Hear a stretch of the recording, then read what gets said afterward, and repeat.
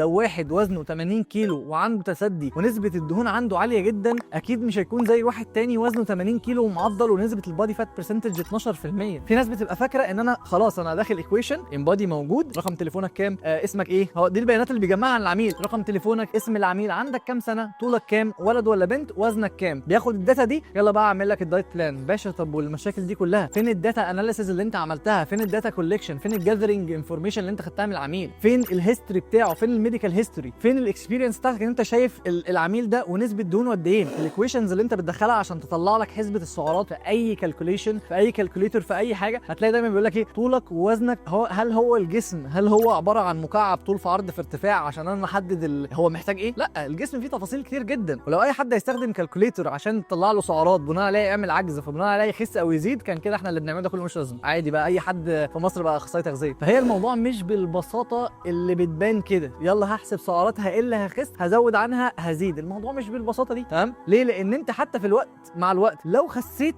هتلاقي في مشاكل عماله تحصل لك، لان انت مش حاططها في الحسبان، انت بتحسب جاست سعرات، في حاجات كتير قوي عماله تقع منك. عشان كده انت لازم تكون فاهم هرمونز كويس قوي، وفاهم جسمك بيفانكشن وبيتعامل ازاي وانت بتعمل دايت بلان. ليه؟